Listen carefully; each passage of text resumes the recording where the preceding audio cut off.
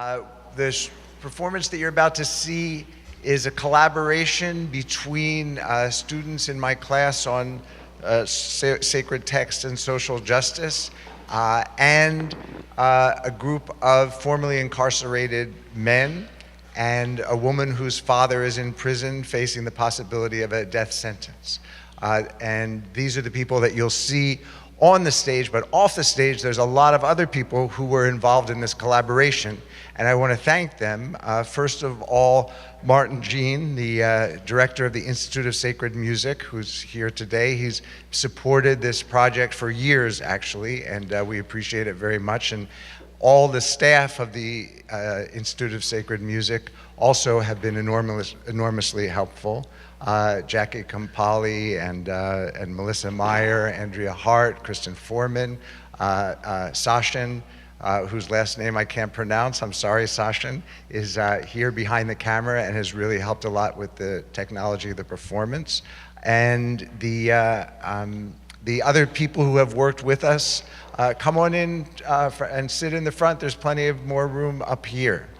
And here in the third row, there's lots of seats. Come on up. The American Friends Service Committee has also been very active in supporting our performance. They're an organization has been fighting for justice, social justice for 100 years. This is their 100-year anniversary, and we're very proud to be working with them. We've been meeting in their offices in New York every week to prepare this performance. And Lewis Webb from that organization, Amy Gottlieb, from the Healing Justice Department of AFSC have helped us a lot, so we appreciate their support, and the support of Trinity Church Wall Street, who also have been helping a lot and gave us the space of St. Paul's Chapel, where we're going to be performing this on Monday in New York, the oldest public building in continuous use in New York City, more than 250 years old. We'll be there on Monday night. And Pastor Pat Seeley from the Mott Haven Reformed Church, also very supportive, and we'll be performing at her church in the Bronx the 18th of December to an audience that the pastor told us will be very appreciative of this, because that's Mott Haven is a neighborhood in the Bronx where it's only 2 square miles, but more than 200 children live in that 2 square mile neighborhood whose parents are incarcerated. So we'll be making the rounds. This is our first performance. It's very informal. The performers are not professional performers. They're here to tell you their stories.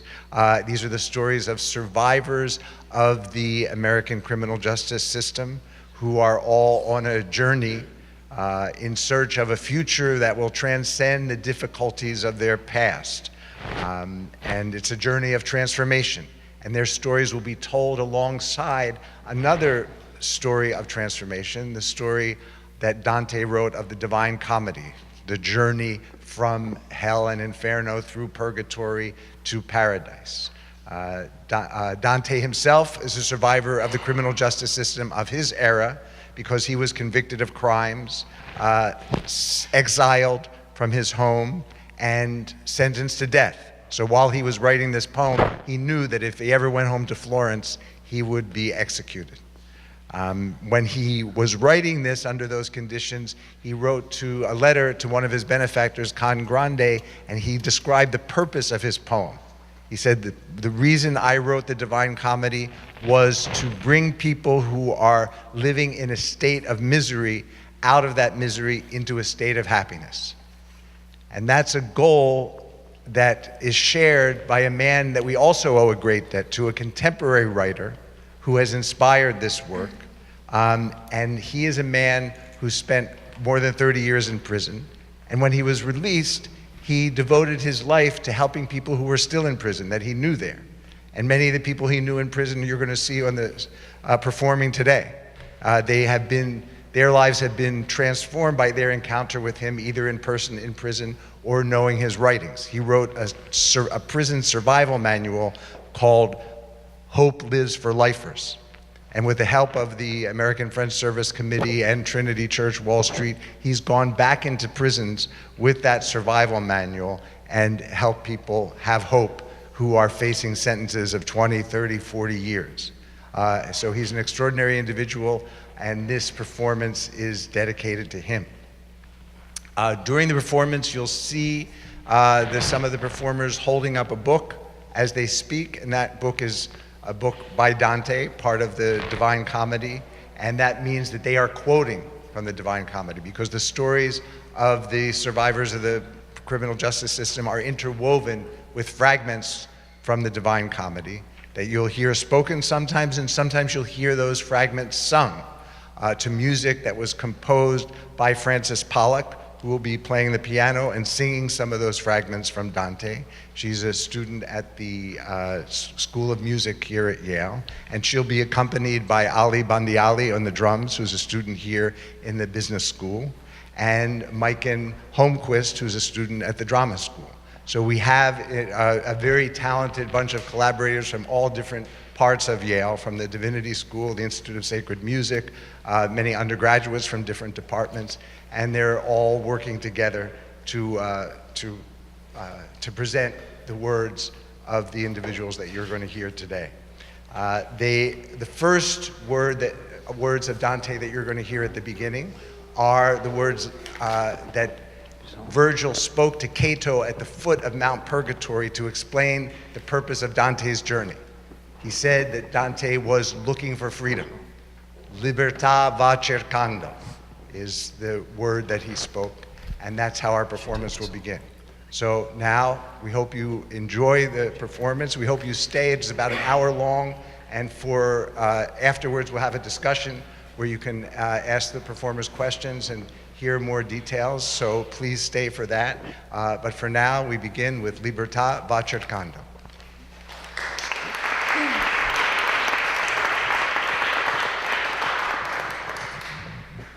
Libertad va cercando, libertad va cercando, libertad va cercando, libertad va cercando, libertad va cercando, libertad va cercando, libertad va cercando, libertad va cercando, libertad va cercando, libertad va cercando.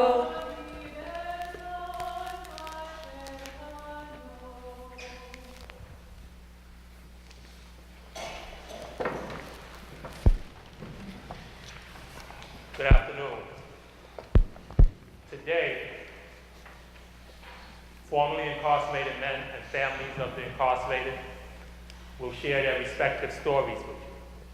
These stories are about changing the perception of how individuals inside and out, for whom prison as a reality is viewed. This change also involves bringing awareness to the community about how individuals have used their time in prison to transform their lives into becoming assets as opposed to liabilities. The stories you'll hear from today are from individuals who have a vast array of skills and talents. We are instructors, counselors, mentors, city employees, entrepreneurs, thinking outside the cell, historians, and a vast array of other professions that weren't our primary focus prior to incarceration. However, most importantly, we are simply human beings who have come to terms with the harm we have brought to bear on our community and those we love. So why should you care? Why is this important to you? We believe that it is the best interest of society to have individuals return from prison who have a sense of community, who have marketable skills, and who have a plan to contribute back into society. It also behooves us all that the community wants individuals to return who are now part of the solution as opposed to part of the problem. The community and us, we need people who care. We need you.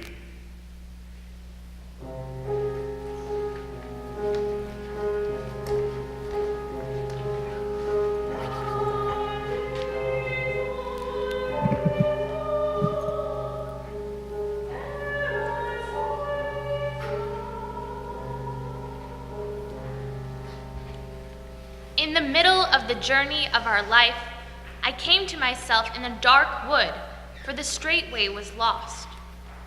This is my partner, Siddiq, and it has been an incredible gift to work with Siddiq over this past semester, and I've learned so much from his wisdom. Like Dante, Siddiq found himself on a difficult journey, but through his faith, he was able to persevere on that difficult path towards freedom. In the following poem, Siddiq asks us to confront the intricate web of injustices in which the prison system thrives, and he encourages us to stay on that difficult path. Rise up, on your feet. The way is long, and the path is difficult. And I'll rise up, I'll rise unafraid, I'll rise up, I'll rise like the day, I'll rise up, and I'll do it 1,000 times again. Dante wrote that God is infinite and the architect of order apart from chaos. What I intend to display in this piece is the darkness, suffering, and oppression that's endemic in society in the absence of faith in God. After the steel gate slams shut on the last nerve, after the alcohol and drugs wear off, after the tears fall in slumber silent, after the memories of Khalif Browder and Trayvon Martin diminish in their relevance and their connection to your struggle, after the last child dies of a stray bullet, and after the bullets from an assault weapon spills blood at a Las Vegas concert, after the last body washes up on the beach in San Juan, Puerto Rico, after the last drop of blood is refined by big oil companies and the last piece of steel is formed into a gun, after the last black woman dies of her brother's bullet, and the last Latino man is beaten by police in Fort Apache, the Bronx, and after the last sense of hope is shaped into shanks and bullets, and these shanks and bullets are freely dispensed amongst the hopeless and angry, after the last young black youth enters prison, and the prison bars are labeled "Made in the USA," making America great again, what reasoning will you use? What answers will you provide when your children ask you, how come? Can the laws of the abyss be broken then? Ain't gonna let nobody turn me around. Turn me around, turn me around, ain't gonna let nobody turn me around. Keep on walking, keep on talking, marching into freedom land. Ain't gonna let nobody turn me around, turn me around, turn me around. Ain't gonna let nobody turn me around. Keep on walking, keep on talking, marching into freedom land.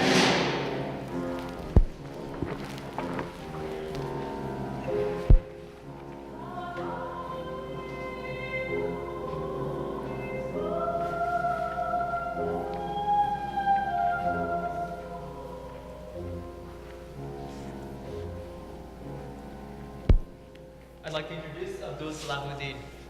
From the very first class, he had a desire and an eye to point out Islamic concepts and how they relate to Dante. As an example, he said that there's an Arabic word that's very close to purgatory. Barzakh can mean obstacle, hindrance, or partition. In the context of Islamic eschatology, he points out that al-Barzakh means a barrier between two different worlds, the spiritual and the material. Today, Abdul takes us between different worlds. In Inferno, we see that Dante confronts beasts such as the lion, leopard, and the wolf. And in his story, he confronts the wolf, the fox, and the cobra. But he doesn't just point to the individuals in the prison system. He also points to the entire construct of it and shows that it doesn't care who it attacks as long as it does attack. Tonight, will feel the cobra's poison seep into our evening. In truth, I found myself on the brink of the sorrowful valley of the abyss, which gathers in the thundering of infinite woes.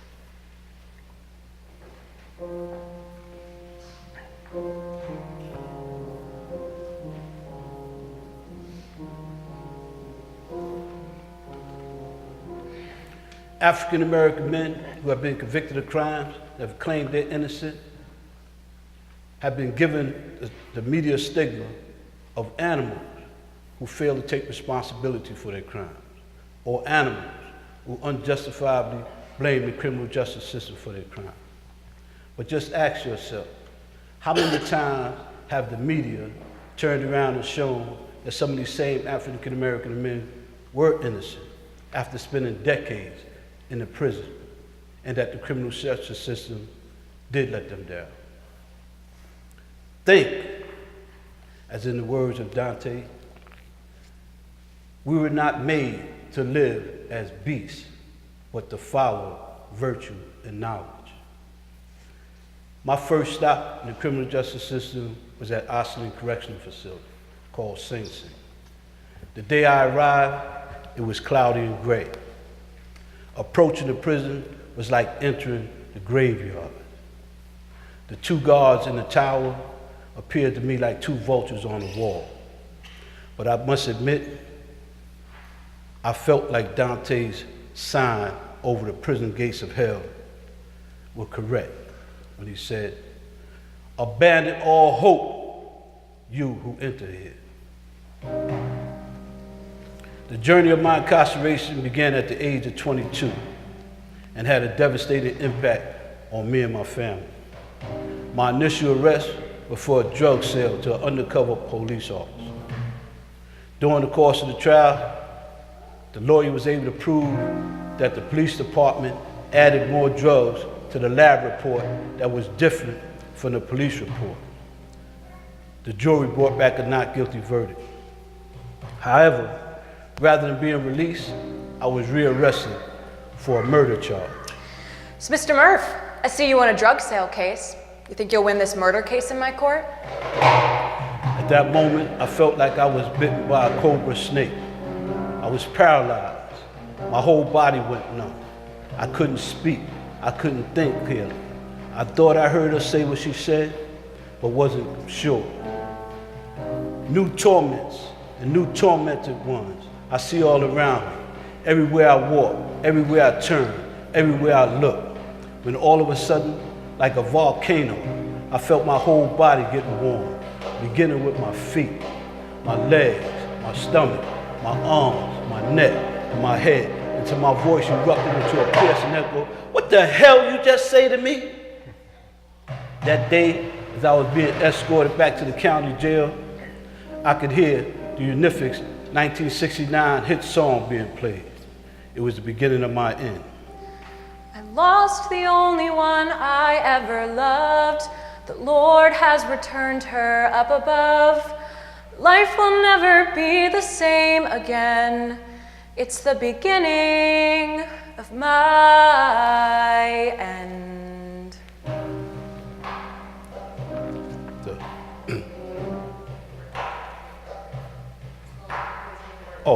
Slowly, the poisoned words of Judge Cobra started taking effect. My trial was like being in the woods late at night. The district attorney was the sly fox, and my lawyer was the wolf in sheep's clothing. Here it was that I had a perfect alibi put forth by my brother and his wife, but I was still found guilty. And as I was being led back to the bullpen, it seemed like I could hear the Shy-Light song being played. It was the coldest day of my life. Lord, take away the pain. Oh, you know that it falls like rain, and it just couldn't get much worse down below, down below. Down below, down below, Lord.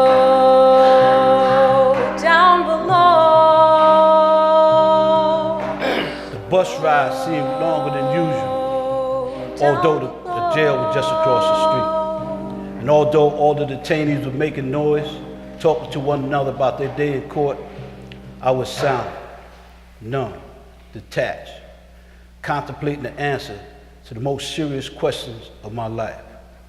How was I found guilty for a crime that I didn't commit? But more importantly, how was I going to do the time once I get sentenced? For the first time in a long time, I sat in my chains, and within my heart and mind, I cried out to Allah, the only one I felt at this trying moment could save me from this injustice. Allahu Akbar, Allahu Akbar. Ashhadu an la ilaha illallah. Ashhadu anna Muhammadan Rasulullah. Despite being in the midst of the darkness of doubt, I felt a sense of solace of mind and heart. I was innocent, I told myself. Allah will correct this wrong. All I needed to do was turn back to Him in submission. Hayya ala salah, hayya ala falah. Allahu Akbar, Allahu Akbar. La ilaha illallah. Before my sentence, the Cobra and the Sly Fox teamed up to offer me a deal. I was told that 2 more individuals was arrested for the same exact crime, and that if I testified against one of them, the Cobra would sentence me to 7.5 to 15 years. My wolf in sheep's clothing lawyer told me it was a good deal and that I should take it, or I might run the risk of being sentenced to the maximum term of 25 years to life. I refused that deal because I was innocent. Always to that truth should one close one's lips as long as one can. For without guilt,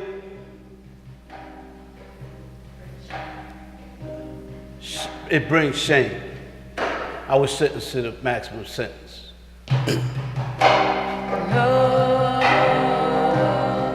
Down below.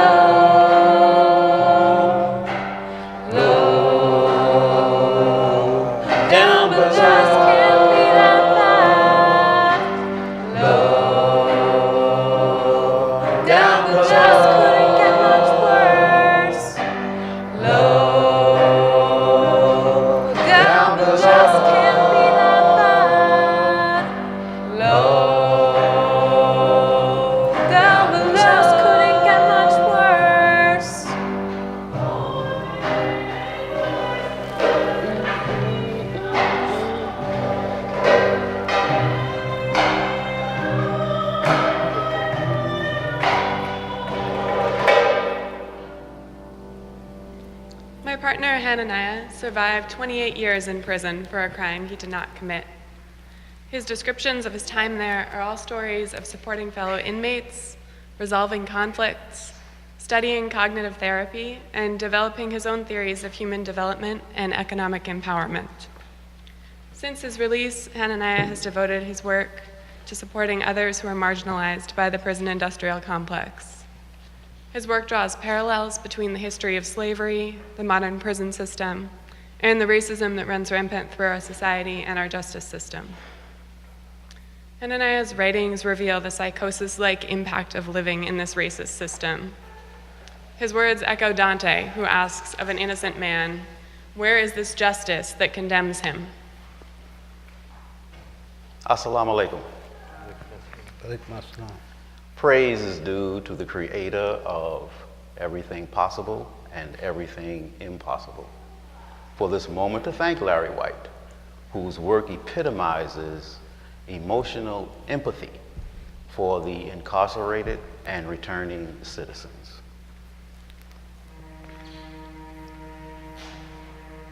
In Purgatory, Dante drinks from 2 rivers in the Garden of Eden. Lethe, the river of forgetting past pain. Unoe, the river of remembering good overlooked.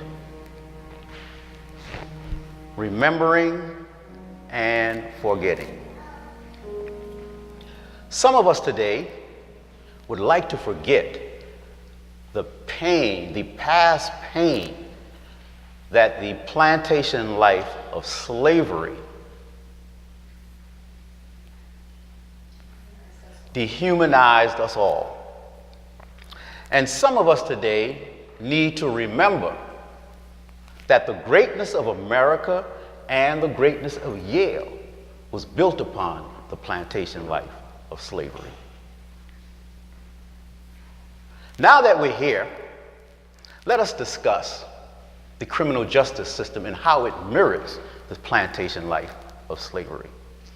But first, did you know that you suffer the symptoms of plantation psychosis? Yes, America's plantation life has given birth to plantation psychosis, which is the participation or complicity in action that disregards the humanity of another person. Now, this plantation psychosis got its rebirth in 1712 when Willie Lynch wrote his letter to the northern plantation owners selling his foolproof method on how to make and control their slaves. We will use the same basic method in breaking slaves that we use in breaking a horse. Whereas nature provides them with the ability to care for their own offspring, we break that natural string and thereby create a dependency status. Now, Willie Lynch's strategies are employed today. Take our criminal justice system. It is infected with this psychosis. We have the largest prison population of developed countries. More African American men are in prison than in college. In a Baltimore, Maryland report, 90% of their plea bargaining convictions were made from innocent people. Just like on the plantation, order is kept by punishing someone, innocent or not, to keep the status quo. Make me wanna holler. Way they do my life. On April 13th, 1982, my wife asked me to peel some potatoes while she went shopping. A friend of mine called and asked if I would drive him downtown.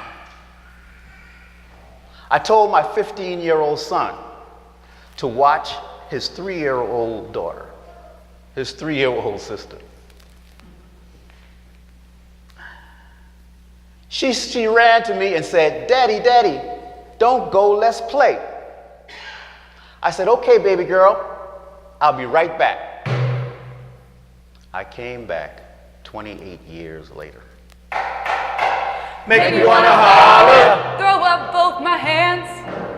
I was convicted of second-degree murder for a crime I had no knowledge of. The state couldn't find the actual perpetrators. They had just lost the case twice. My court-appointed attorney disclosed to me, and I quote, "They couldn't afford to lose this case again. And your trial attorney, he didn't care whether you were innocent. They railroaded you." End quote. This was their last chance to convict somebody. I was punished without regard for innocence. Just like on the plantation, order is kept by punishing someone, innocent or not.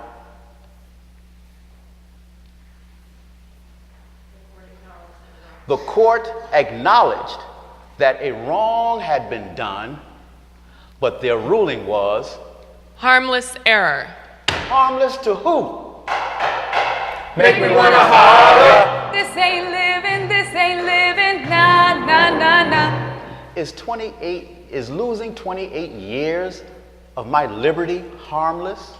Is losing my connection with my family harmless?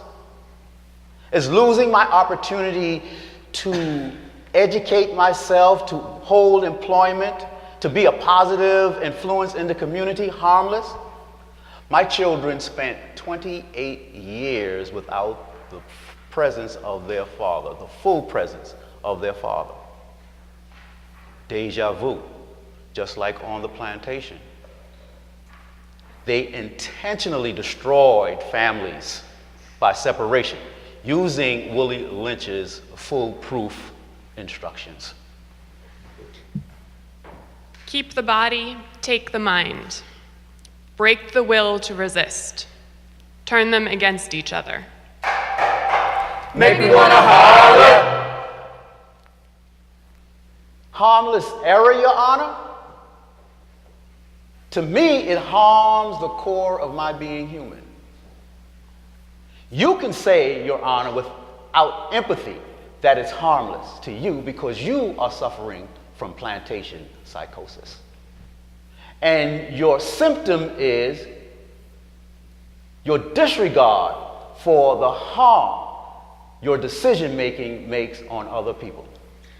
Your symptom is your arrogance, thinking that there's no consequence for the errors that you make. That's your plantation psychosis. Make me wanna holler. This ain't living, nah, nah, nah, nah.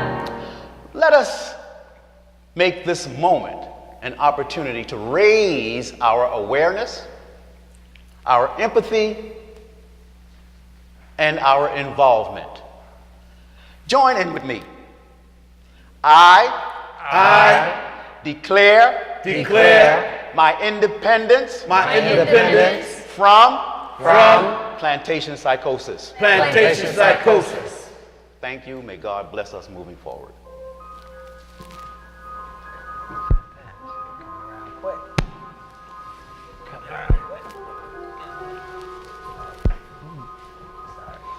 Out of Inferno and on to the slopes of Purgatory.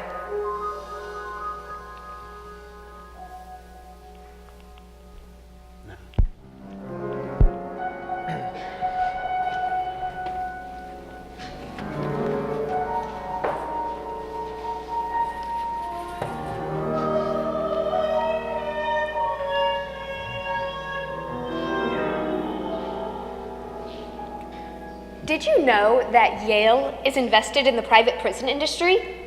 That the university a lot of us attend, it perpetuates a system of harm and injustice? This is my partner, Joe.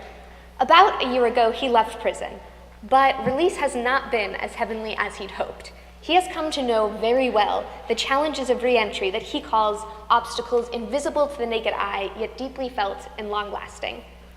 Dante imagined justice as an eagle. In this scene, two competing visions of justice, a well-meaning swan and a crafty chameleon, fight it out. Meanwhile, Joe suffers. In Canto 5 of the Inferno, Brunetto Latini assures Dante, if you follow your star, you cannot fail to reach a glorious port. Joe does follow his star, and he's reached a pretty glorious port. He tells me that he lives with purpose, on purpose, and according to his highest ideals. His story ends in redemption, not because the criminal justice system did him any favors, but rather because of his own strength of character and power to hope. Joe, everyone. The trauma of prison does not end when you walk out the prison gates. I know because I spent 25 long, traumatic years in prison. And while I didn't tell myself that I survived prison unscathed, I could not imagine how difficult my emotional and psychological journey, re-entry journey, would be. With over 2.3 million people incarcerated in the US, in a far larger universe of people whose lives are impacted by the criminal justice system, the emotional and psychological toll of incarceration is simply incalculable, but no less real. I wrote this performance thinking about the millions of people who go in and return from prisons and jails each year in mind. It is intended to be a first step in bringing about national awareness to the issue of post-incarceration trauma. In the sixth sphere of heaven, Dante portrays justice as an eagle. I tried to imagine justice as a noble creature like a swan, but my experience with the criminal justice system makes it hard for me to see justice as anything but an ever-changing chameleon. So ask yourselves, are you a swan or are you a chameleon? Swan, you're supposed to symbolize grace, balance, and innocence, the essence of justice. Who are you really? Why, I'm a swan. Don't you recognize my scales? Ah, the scales of justice. But how do you define justice? I am the even-handed instrument by which we keep the peace. I am our assurance for maintaining order and civilization. Ha, lofty words, but that is not my experience. You're more like a chameleon than a swan. You change colors depending on who fills your coffers. You favor the rich and powerful and despise the poor and powerless. Who? Me? Yes, you. There you go again, changing colors. You feed poor minority communities wholesale into the jaws of the criminal justice system. But what is less evident, what goes unspoken of, what is invisible to the naked eye is post-incarceration trauma. Post what? Post-incarceration trauma, don't you get it? Trauma is part and parcel of prison life. It is ongoing, unrelenting. Post-incarceration trauma is the residual effects of that. It is a sense of being disoriented, a sense of not belonging, a sense of not belonging. It is a feeling damaged. I mean damaged. Hey you, why do you return to so much suffering? You don't get it. Aren't you not listening? The trauma doesn't go away.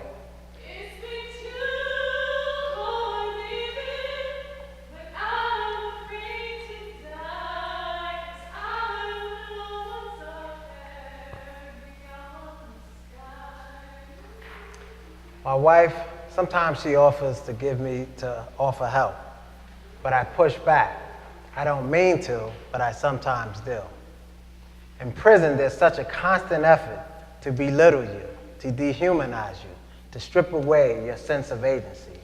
So sometimes when my wife offers to help me, it just triggers something.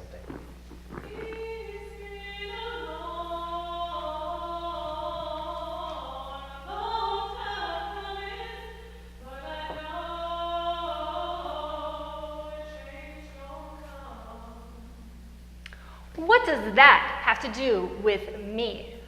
Everything. My wife, some things my wife just can't understand. She visited me regularly, but she was free to leave at the end of the day. Don't get me wrong, my wife and I know each other very well, but now that I'm home, this is all new for us. What is so grievous? Why are you still crying? For the first 3 or 4 weeks of being home, I was on an emotional high. But then there was this nagging sense of loss. Lost time, lost relationships, lost experiences. I would talk to my wife about it. That time is gone. A quarter of a century. I don't even have the words. See that your tongue restrain itself. Why are they treated so? Surely this is by design, your design. Sometimes I feel like I'm supposed to act as if I'd never been in prison, like I didn't skip a beat. Hearing you, I am sure, I incite you no further.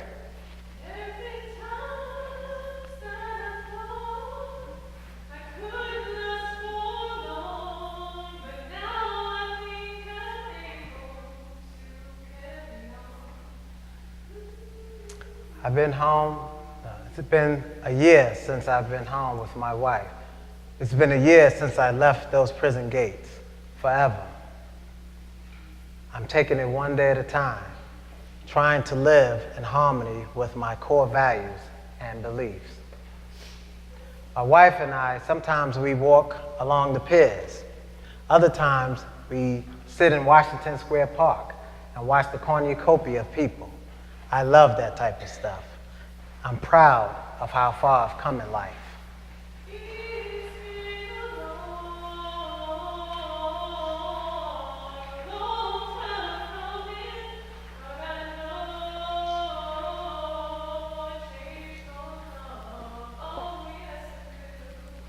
If you follow your star, you cannot fail to reach a glorious port.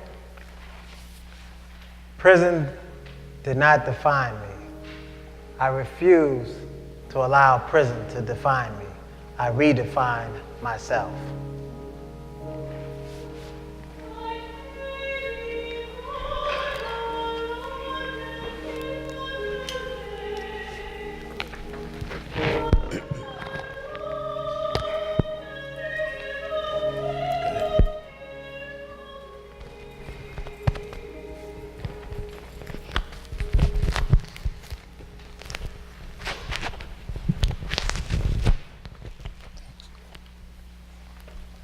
Partners, Amelia and Abdur. Though researchers estimate the cost of incarceration to be about $80 billion, the truth is there is a greater cost to families and communities of those incarcerated.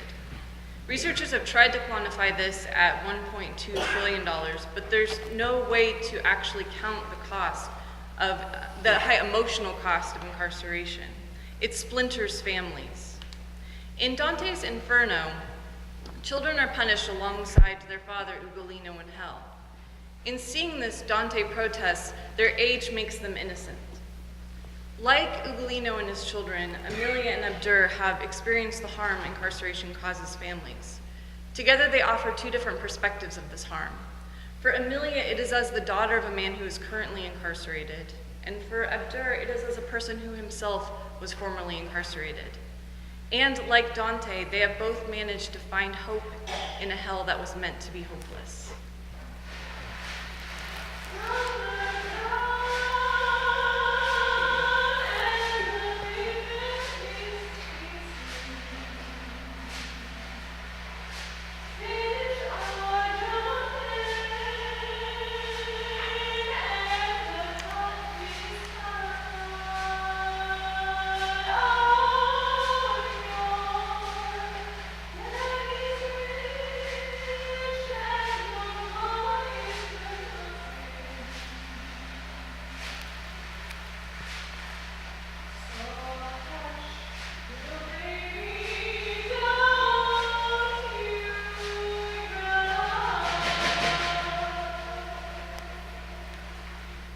Dante's story about Ugolino's children starving to death made me reflect on how my children were starving for my love.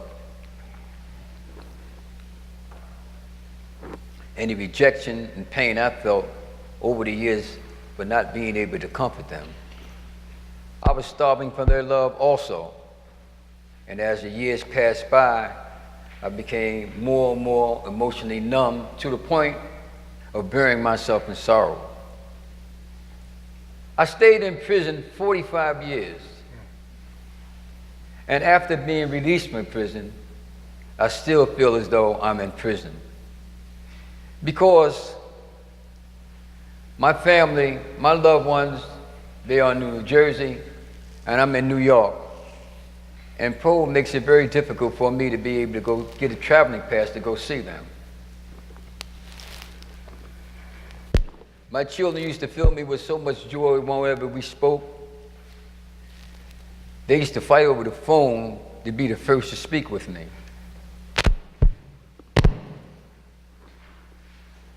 Before I went to prison, my relationship with my daughter was magical. She was my first child. She was my life.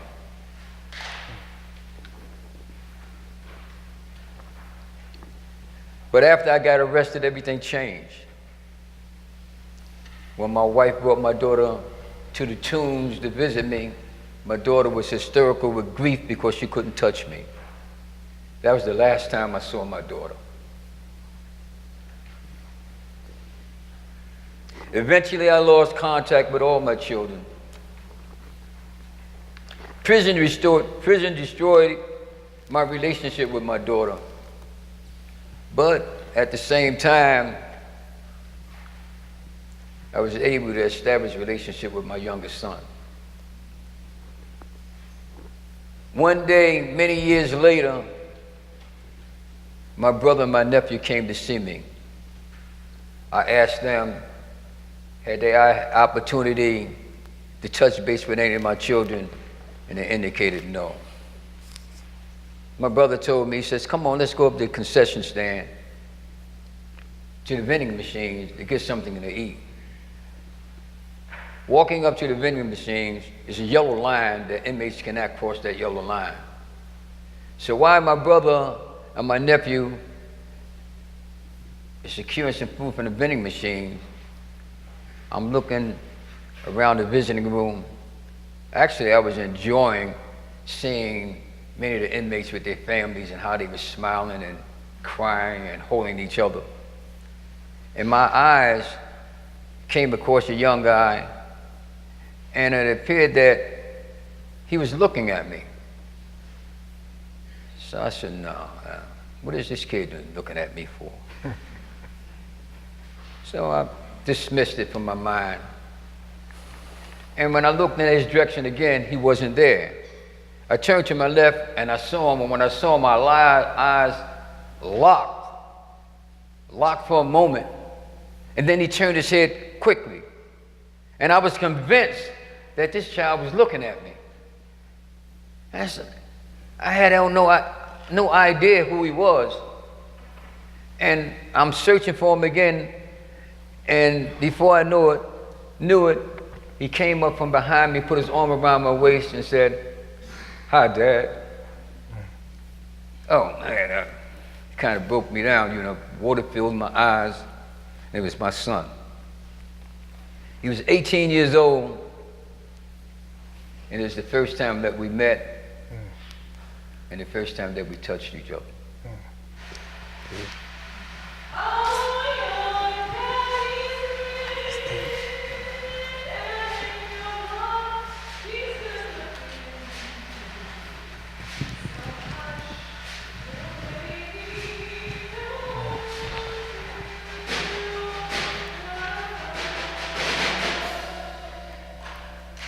I was 17 when I started practicing Soka Gakkai Nichiren Buddhism because my father was incarcerated and I felt really lost in my life. I learned through that practice that we are all interconnected. Therefore, if I cannot see the dignity of your life, then fundamentally I cannot see my own. Prison maintains its power by destroying families. Therefore, loving each other and appreciating each other is the greatest revenge you can have. I actually believe that it's radical to be happy in this situation. I was sitting in a coffee shop when I got a call from my father that he was being federally indicted with the penalty of death. I didn't want to break down because I wanted to be really strong for him. Now, fortunately, in New York City, if you're sobbing in a coffee shop, no one cares. 2 years ago, on my 21st birthday, I received a letter from my father that read, "Thank you for choosing me to be your dad. It has filled my life with so much joy. There isn't anything that can stop you from doing what you want in this lifetime." My father became someone to me while he was in prison. It was kind of like turning poison into medicine. I sometimes facilitate these introduction to Buddhism meetings where we basically let anyone come in with any sort of opinion, which is interesting at times. And at this moment, there was a woman who came in. It was her first time, and she said, "I think everyone in prison is evil." I said, "I love my father." Have you ever experienced the pain of having to hug someone not knowing when you're going to ever see them again? I have. It was the first time I visited my father at High Desert State Prison. It was actually the first time in 4 years I was able to hug him. When I heard that my daughter was coming to visit, I felt on top of the world. I told my friends she was coming out to see me for Christmas. What a Christmas present. Since it was Christmas, there were so many people visiting their families. There was this little girl, I think maybe she was 7 years old, so precious. She was wearing a Santa Claus outfit. And as she was leaving, she looked up at the prison guard and said, "When can my daddy come home with me?" As the day was getting closer, I started getting really nervous. How would she view her dad now? What would we talk about? So many silly questions. The day finally arrived. I had my clothes ironed, hair cut. I wanted to look my best for her, so she wouldn't think I was going through rough times. Every time he shared his reality, my heart sank. At one point, he showed a scar across his chest from someone attacking him in the middle of the night. The details of the visitation are heartbreaking. It was a wonderful Christmas present. I felt a sense of accomplishment that I had done a good job of raising her along with her mother. I felt proud then as I am now. As my sister and I were leaving, we couldn't help but cry, not knowing when we would see our father again. There was another woman leaving as we were exiting, and I think she was probably the mother of someone. And she looked at us and said, "Is this your first time? You'll get used to it." I remember thinking, I never want to get used to it.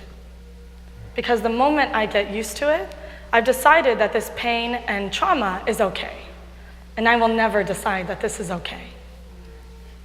My father and I, despite how difficult this situation is, refuse to allow it to discourage our sense of hope and purpose. If I could hug him today the same way that I did 3 years ago, that would be my greatest treasure. Life happens when that person is inside, and so much happens in between. But I still believe it is radical to be happy in this situation.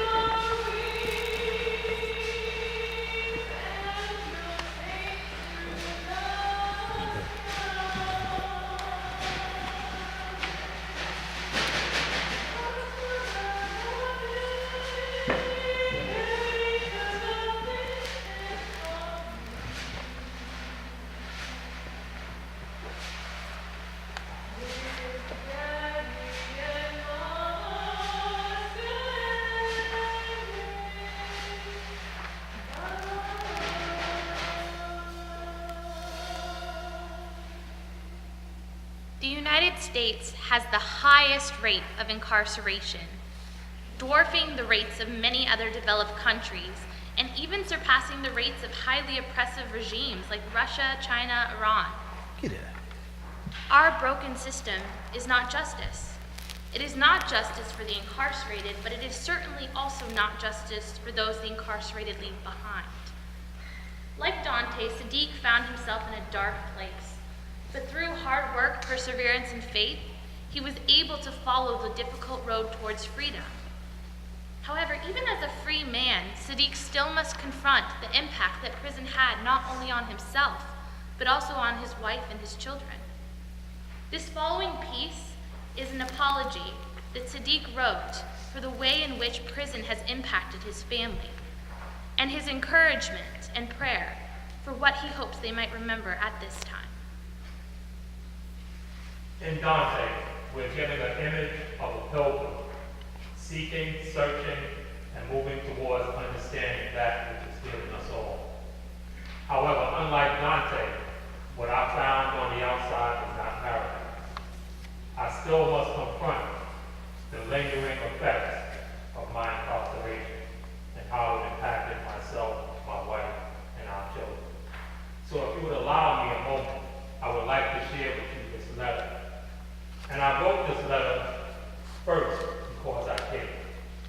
And then I wrote it also because I understand the impact of my incarceration on them and how it would have been impossible for me to endure a 25-year sentence without their love and support. They were so young, they couldn't have had anything to do with it. They were just innocent kids.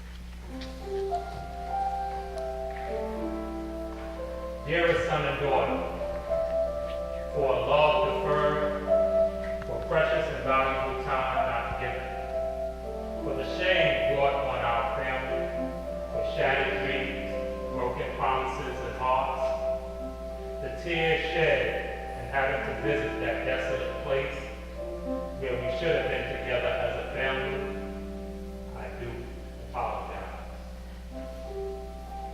Dear Evelyn, my wife and companion, for long nights crying yourself to sleep, awaiting phone calls that never came, but hope would, for the embarrassment you've endured with hand held high, while you struggle to care for our family alone without the support of others. For that, I truly do apologize. For the countless songs which now hold memories of time we shared apart, a love shared from a distance, songs which causes your eyes to fill with tears of emotional pain, and a deep sense of aloneness, I do apologize. For my son Tariq and daughter Ubaina, for questions left unanswered, for the lack of father's guidance and love, my children cannot lose my love, and I do apologize. I speak not for the hundreds or thousands of men who feel as I do. However, for those who share in our understand our limits, our suffering, and truly seek the forgiveness, love, and respect of a family, a friend, and even the ability to forgive yourself, for that, I truly do apologize. You may lose your appetite, your guiding sense of wrong and right. You may lose your will to fight, but you cannot lose my love. You may lose your confidence in times of trial, your common sense. You may lose your innocence, but you cannot lose my love. Many things may be misplaced, your very memories be erased, no matter what the time or space.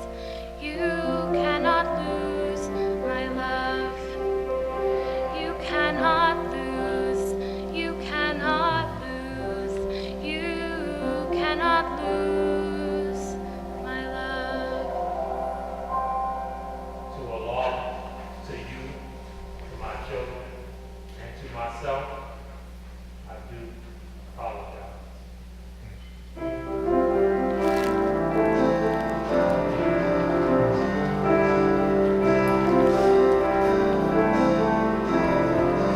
Boy.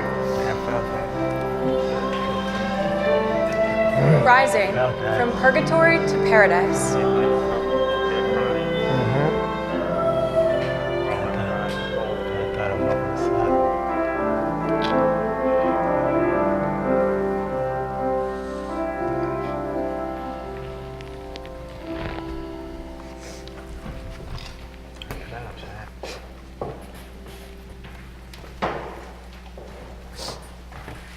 Over the past few months, I have had the pleasure of getting to know Hassan, whose first-hand experience with the prejudice of the American criminal justice system has sparked a passion for rectifying racial injustice. Not only is he an encyclopedia of knowledge on the history of race relations, but he lends his own experience to his discussion of the racial culture in America. Each time I meet with Hassan, he has a new inspirational tale to share, and his compassionate and resilient spirit never fails to put a smile on my face. The monologue he will perform today, called The Warrior Spirit, aims to bring light, guidance, and motivation to at-risk youth and those already incarcerated to rise above their circumstance. When Dante finally reaches heaven, he meets the spirits of his ancestors and is inspired by their examples.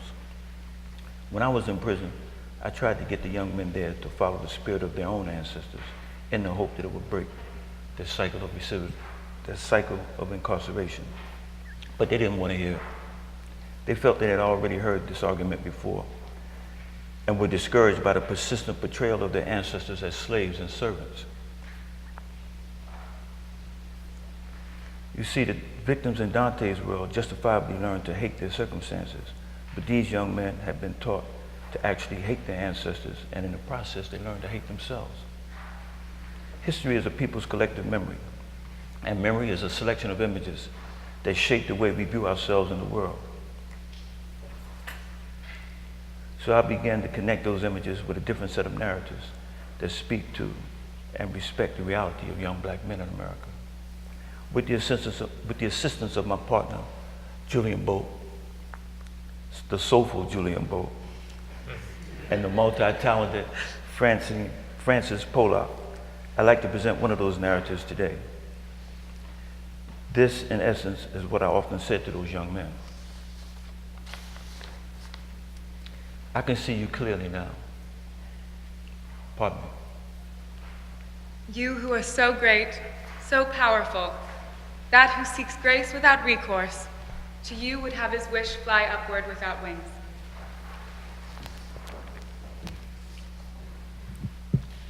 Sometimes I look at you and see the old me.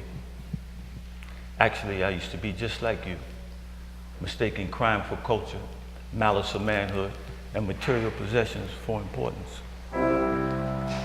You're broken down and tired of living life on a merry-go-round, and you can't find the fighter, but I see him in you, so we gon' walk it out and move mountains. We gon' walk it out and move mountains. I can see it clearly now. Everyone was moving forward and I was moving backwards. I had no vision. The world was virtually in my hands, but all I could see was the street in front of me. I was incredibly immature, naive, and too full of myself to get out of my own way. I thought I was a gangster, and when I see those characteristics in you, I'm concerned and nervous about the future and safety of our community. Still, there are times when I look at you and admire your incredible potential. I see your growing fascination with sciences and remember George Washington Carver, the Wizard of Tuskegee, literally stunning the agricultural world with his amazing innovations. I hear you making intelligent points in meaningful discussions, and remember Malcolm's uncanny ability to unravel and explain hidden connections. It was Malcolm who informed us that the worst crime in history was teaching black people to hate themselves. And since you can't hate the root of a tree without hating the fruit, to the extent that we like and dislike Africa is the extent that we like and dislike ourselves.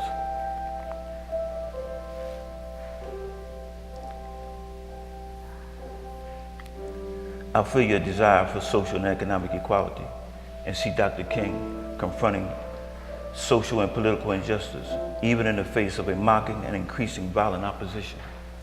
When the silence isn't quiet and it feels like it's getting hard to breathe, and I know you feel like dying, but I promise we'll take the world to its feet and move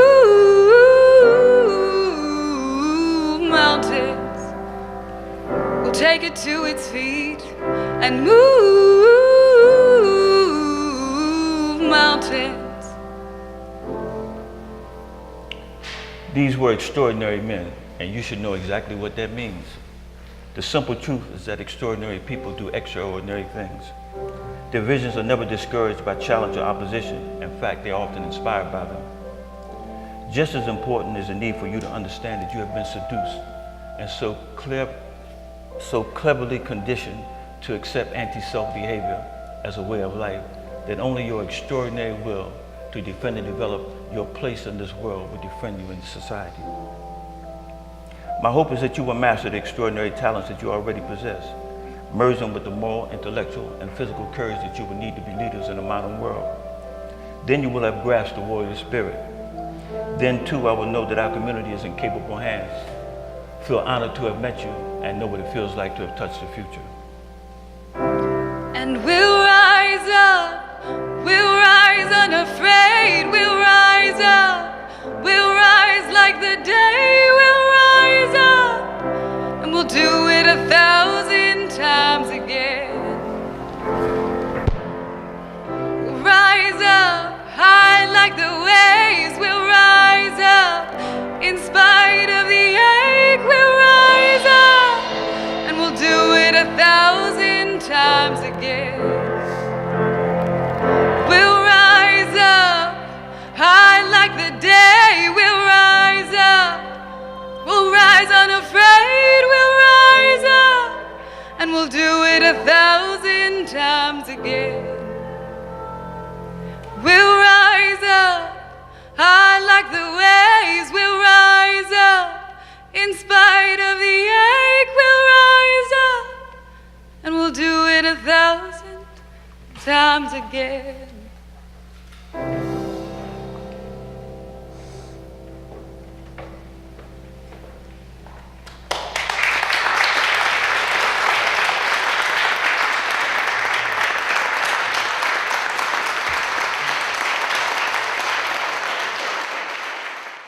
Okay, so questions from the audience or comments, both are welcome. Yes? So first off, Here. thank you very much. Hey, first off,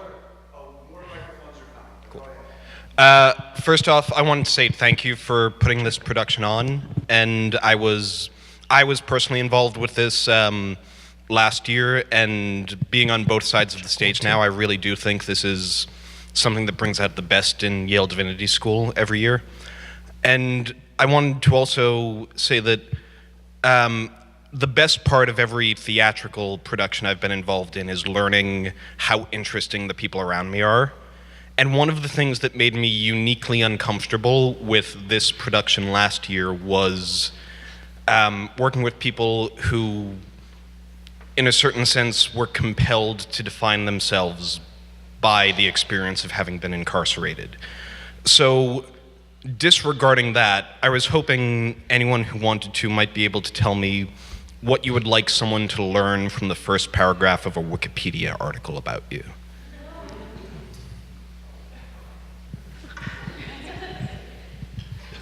I think for me, one of the portions of my poem said that we are strictly or simply human beings. But I'm also a father, a husband, a grandfather, and I have a quote that I oftentimes use, that people don't care how much you know until they know how much you care. And for me, I want people to know that I care.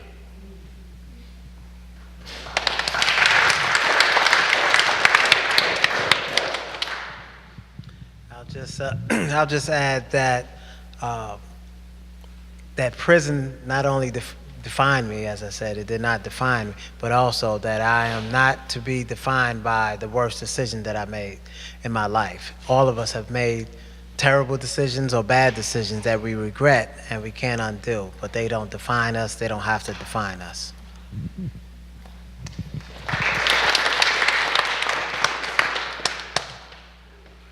What I wanted to get forward is that there's always the possibility that you can be punished for something you had nothing to do with. And that our system is too prevalent with that happening. And I think we need to at least have an awareness of it or some kind of empathy about it, and so that we can begin the road or the journey to bring that to an end. Thank you.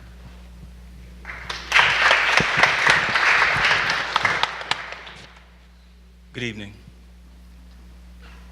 What I would like for you to take away tonight, and I think you should rush and let your primary elected official know as soon as possible, that the best cure for crime is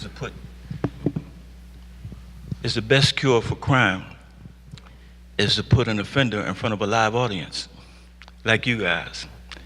More intimidating than doing time. I'm so glad that this is over, I don't know what to do.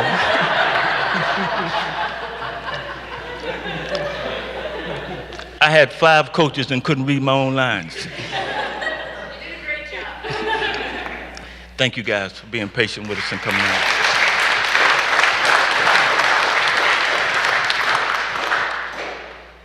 What I would like to say is that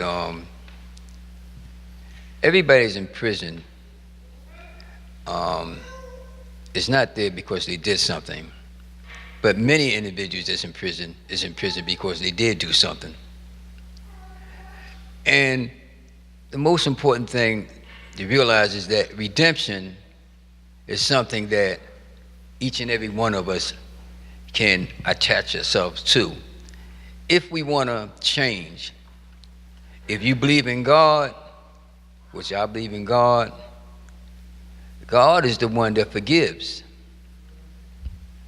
He's the one that forgives. He's the most merciful. He forgives when we can't forgive. And so, no matter what a person did, whatever crime he did, how serious that crime was, after a while, if he's honest with himself, and he looks up and he pray to God, and he's sorry for what he did, then even then perhaps maybe he shouldn't get out. But on the other hand, maybe he should get out. Some crimes is unexcusable. Some people, some of us, have a disease that's so bad that it's incurable, and we need to be in certain places. But then, on the other hand, we have individuals that reform themselves in spite of the justice system. And we change. And when we need to give individuals an opportunity to say, I have a personal worth. I'm better than what I was. Give me an opportunity. And that's all I want to say.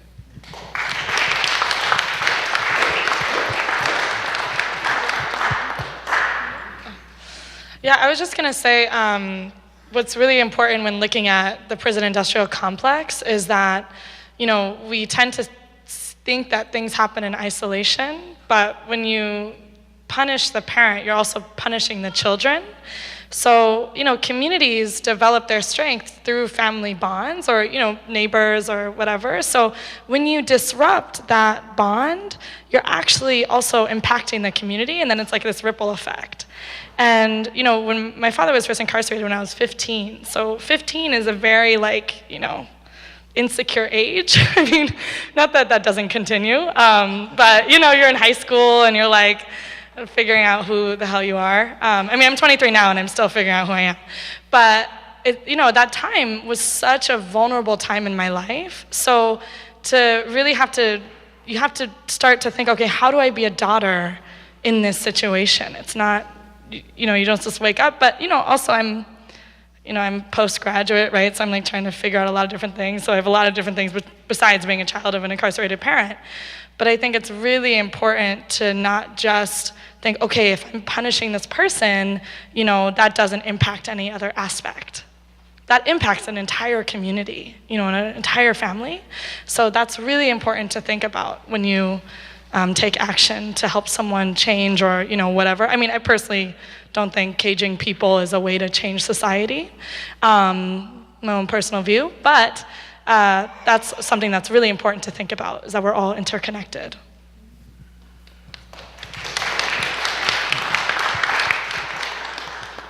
one of the things I would hope that you walk away here with is that the stories you heard were about people who were incarcerated for long lengths of time, that have changed their lives, and came back out into the community and have made great strides in the community. But what you don't know is that there's a bunch of other guys that were left behind and that are out here that you may not see up here, but are doing great work and had a great impact on the prison system. One in particular is Larry White, Luke Mon, who actually was a part of this whole, putting this whole thing together. The brother's 80 years old now and still fighting, still doing his work in the criminal justice system, putting together a program. And one of the programs that he put together within the prison system that impact on not only the prisoners inside, but the prison administration, was a non-traditional approach to criminal justice. It's a philosophy and it's a program that he developed, and he's been teaching most of the time that I've known him. And it not only have it changed the minds of prisoners inside on taking another look at themselves and looking at changing themselves and trying to put things out in the community to help improve and get rid of this whole criminal system, the whole criminal attitude.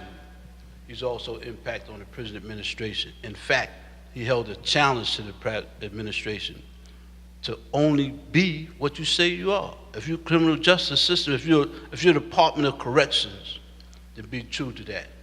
Help correct instead of punishing people and sending back out people in the community to hurt the community.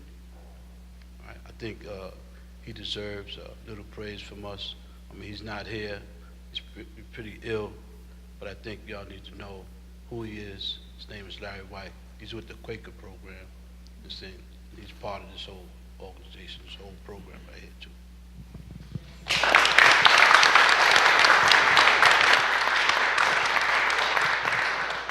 And just let me second that about Larry White. He's, as I said, this performance is dedicated to him. He inspired the beginning of working together with this group, and I've been in prison with him when he's gone back in to work with men, and it's extraordinary the response that he gets from men. He's really like a hero. People who have never met him, they know about him, and he really has, in the words of Abdur, he's a man who brought hope to the breasts of many lost souls.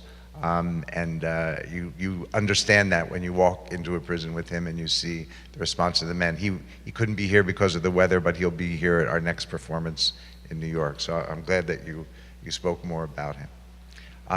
Is there anybody else responding to that first question? Okay.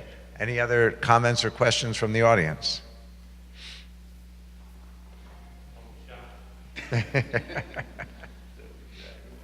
Yes, here, take the microphone. I wanted to thank you all for this really powerful performance. I don't even want to call it a performance, but it's really good to be reminded of the devastation that this system is causing so many people, so many families, so many communities, our entire nation. It's a statistic that I don't think, I think we should be very ashamed of, and we need to do whatever we can to limit the damage and try to introduce other forms of taking responsibility for one's actions that don't involve throwing people into cages for decades or half centuries or whatever some of you have endured. So thank you very much. Thank you.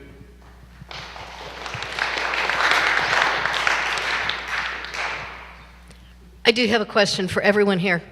Does anyone know if there's a campaign to get Yale to divest from this heinous? Yeah, there is. There is. Okay, that's all I need to know, and I can get detail. Do you want to speak about it? Because that would be great. Maybe everybody would like to hear about it. Yeah, so I've been in the group. I'm not in it right now, but there's...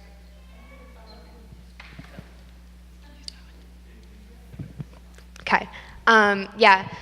So there is currently a campaign going on. Gale is not directly invested in the industry, but it's invested in a lot of like large portfolios that have incredible amount of stocks in the private prison industry. Like Wells Fargo Bank? Yeah, I think that's one of them. And so right now they have meetings with Yale's, I think it's the ACIR. So a group of students is working to better that. Yeah.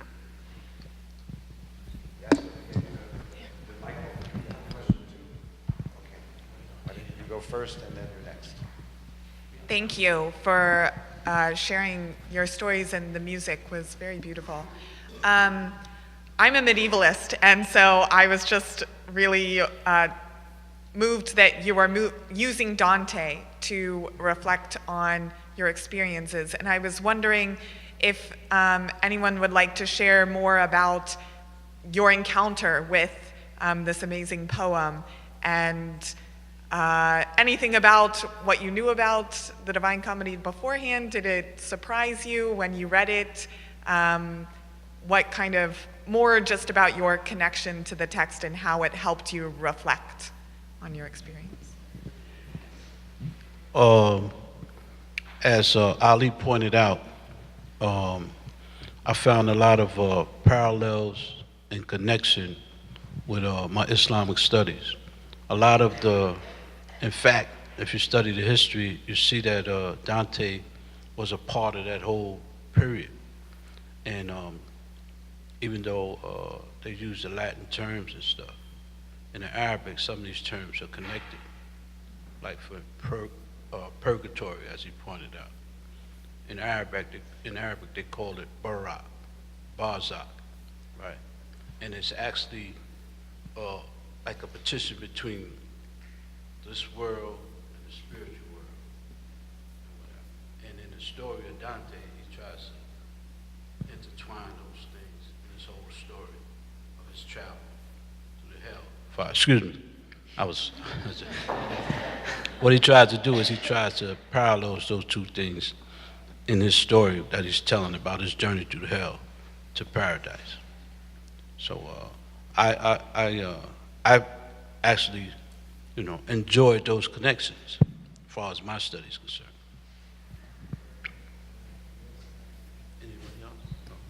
Many scholars also believe that Dante borrowed much of the story from Islamic sources. The mirage, the night journey of Allah to heaven, is one of the stories that parallels Dante's in many ways. So that's a long historic debate.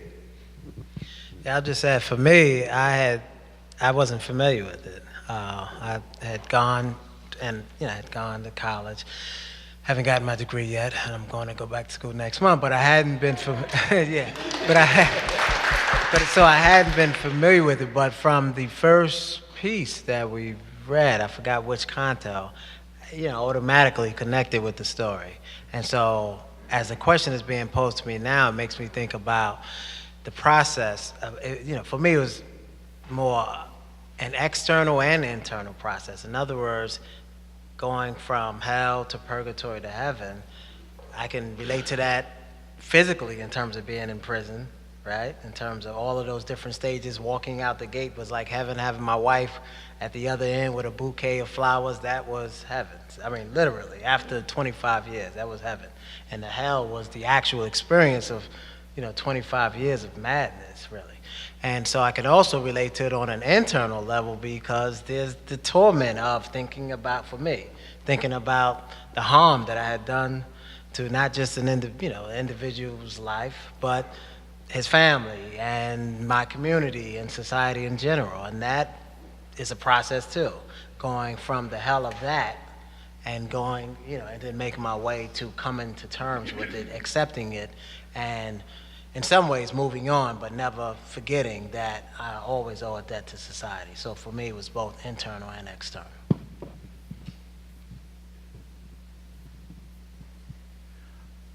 I had never read Dante before. Never had any interest in reading Dante. But what stood out to me because of my experience is what really, more than the purgatory part, was the effect on the children, because I witnessed the effect of my being incarcerated on my children. And that had a personal relationship with me and Dante and their innocence. They didn't do anything, but yet they had to suffer.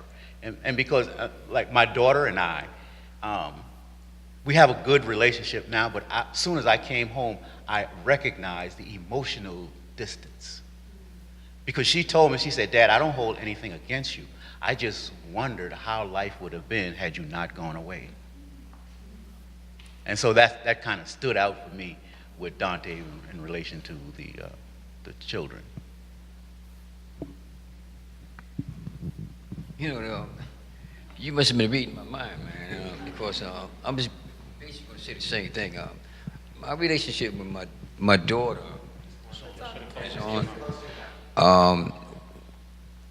My daughter, when I got arrested, it traumatized my daughter, and my daughter didn't speak to me.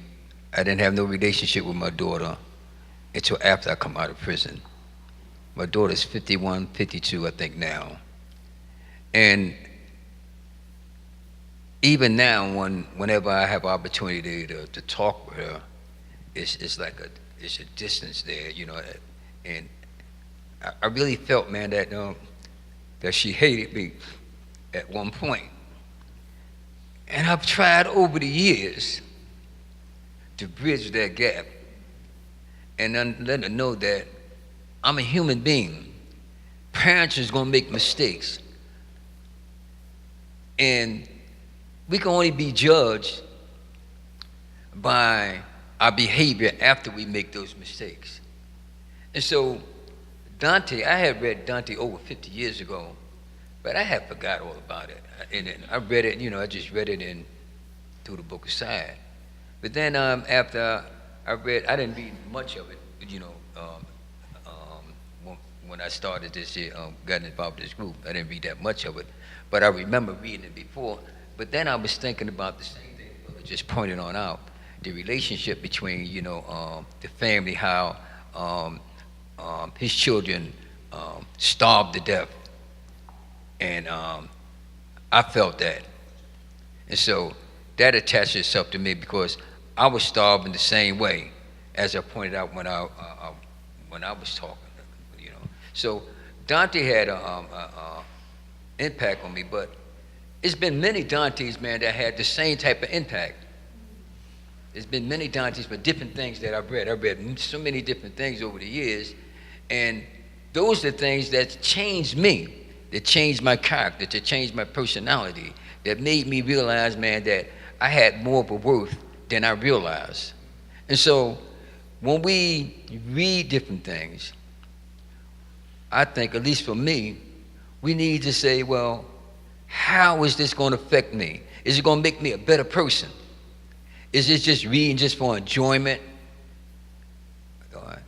Is it just reading because, like many of you students have to read this type of literature and whatnot, you know, for, you know, in your classroom and all that type of stuff. But for the students, when you read these things, when you read stories and this the philosophy and things of that sort, how do it make you feel? Is it going to change your personality? Is it going to change your character? Is it going to make a better person out of you? You know? And so if it makes a better person out of you, then it's worth it. I've had some guys tell me that, oh man, I'm so smart because I have a master's degree or I have a doctor's degree. I said, education don't mean you smart. That's a misconception. Education do not mean you smart. What makes you smart is making the right decisions at the right time. That's what makes you smart. Because I know some very educated people that is dumb as hell. They do some of the stupidest things. Right? They use drugs, they abuse their wives, they abuse their family, their community, and so on. But then you have an individual that don't have no education whatsoever. Work hard, love his family, love the community. So that's what's being smart. You know, I'm talking too much.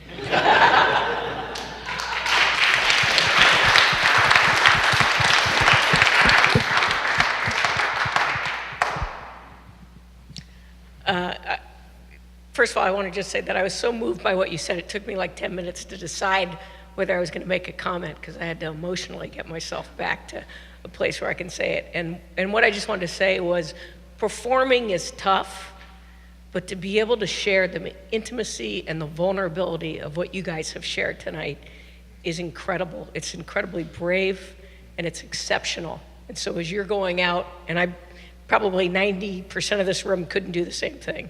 And so as you're going out and facing school or whatever you do, just know that what you shared here was incredibly exceptional. And certainly for me, it just is an incredible experience to participate in it. So thank you. Thank you very much. Thank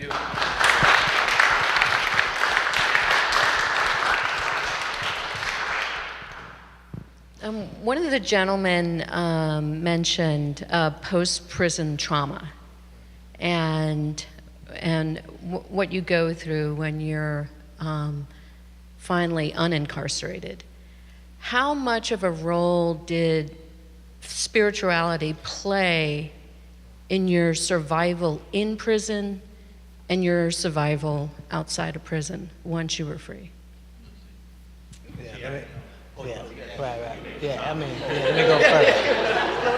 Yeah, he's addicted to that mic. Okay. So anyway, for me, I consider myself, a spiritual person rather than a religious person. So I like the fact that you used that term. I did grow up in a Baptist church, mostly with my grandmother. My mother didn't go to church as much, but my grandmother would have us go to church. And but it is my faith in God, and was my faith in God, and a sense of being connected to that higher force that got me through. There were times, I mean, I can go on and on, but there were times, for example, there was one time in particular where, I'm not gonna say I had doubts, but it was a very low point. My son is 27 years old, and his mother died prematurely in 1994. So he was only 4 years old. I had been in prison 2 years. That was the lowest point in my entire life, I would say, next to getting, being incarcerated.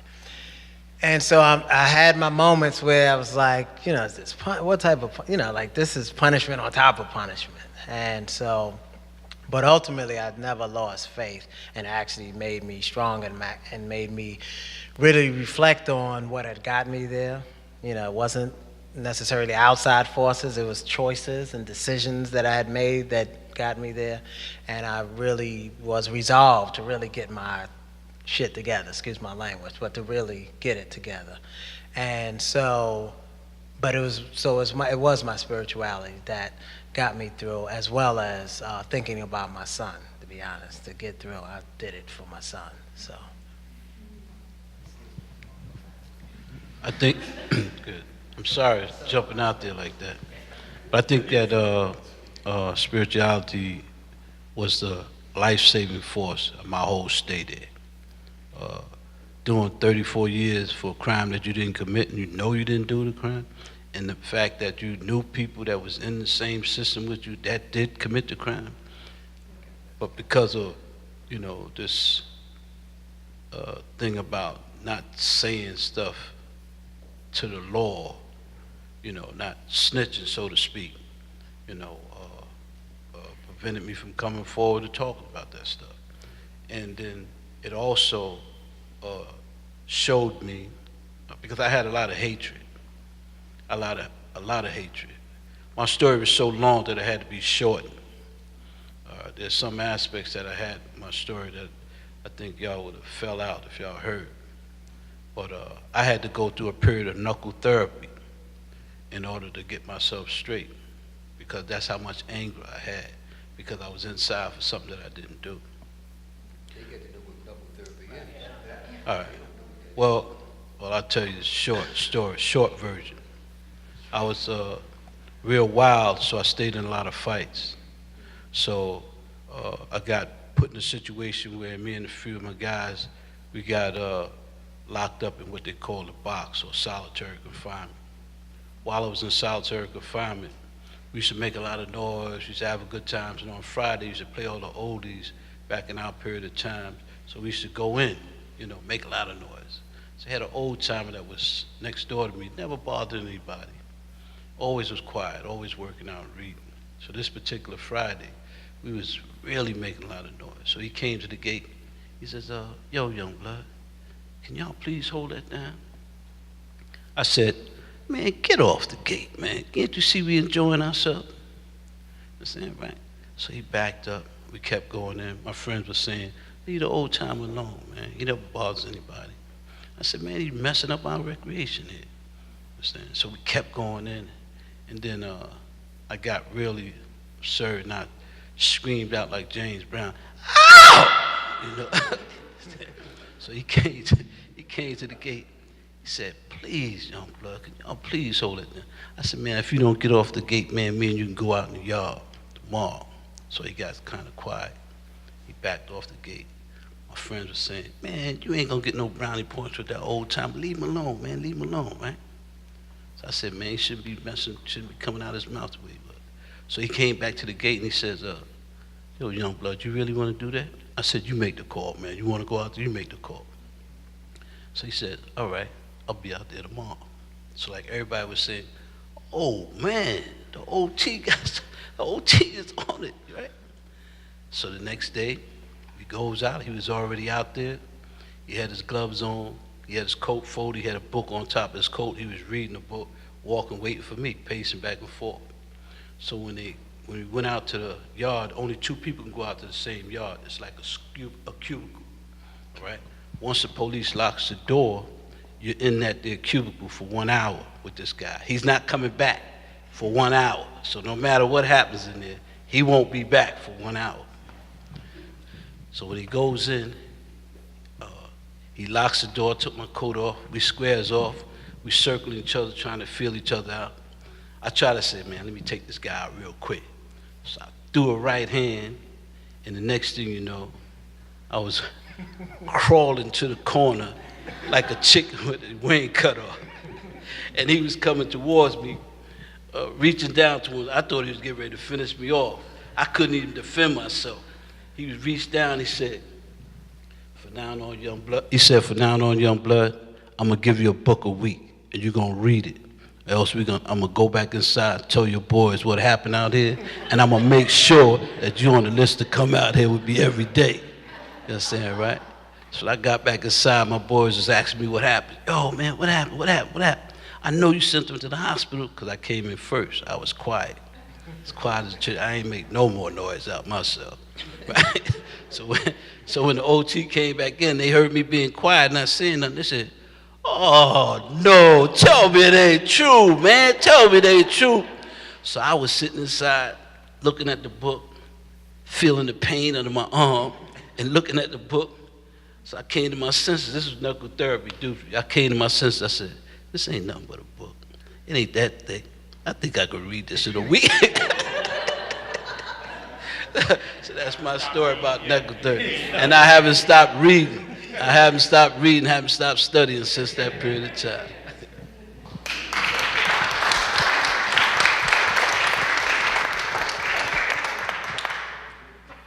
Yeah, spirituality had a profound effect with me. The moment that I was arrested and went to Rikers Island, I realized that this was an environment that did not complement my disposition. And so I had to depend on or discover spirituality in order to survive. Because what I learned is that prison embrace dehumanizing behavior as normal. And if you don't have a sense of spirituality, you're going to give in to that dehumanizing behavior as your behavior. And then once you do that, prison has you. And now you have to go through a metamorphosis, so to speak, in order to regain yourself. So I went in, and what I did actually, I don't know if any of you know Rikers Island, but that's where you go before you go upstate. I went on Rikers Island, and what I did was I read a book called Looking Out for Number One and the Art of War. And throughout my incarceration as a Muslim, at least once a year, I would read the Quran from cover to cover. And that kind of helped me make sense or reconcile, as I say, reconcile my incarceration for something I'd had no knowledge of. And then when I had spiritual people actually tell me, why don't you admit that you did it so that you can get out?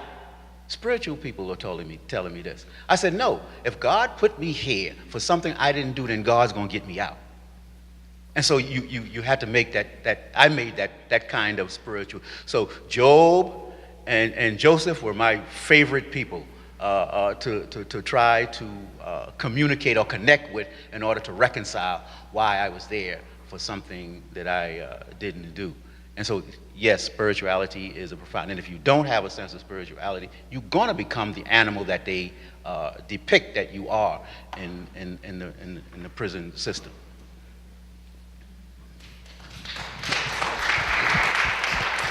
I'm kind of long-winded, so I'm going to try to make this as short as I possibly can.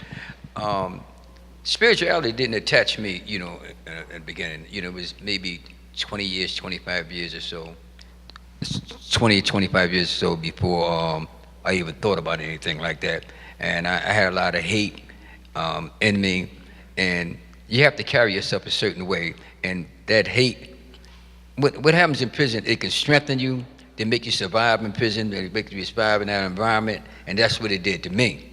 It strengthened me, and because I pushed everybody away from me, I wasn't getting visits, I didn't have visits, didn't have no family members who come in to see me and everything, so everything was just me. My strength, I thought, was just me trying to be tough, all right?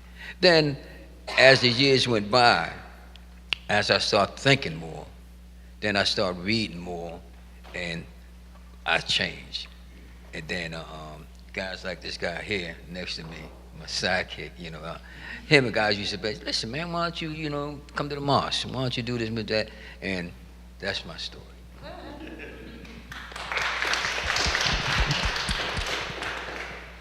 Okay, I think we have time maybe for two more questions, and then we'll wrap things up.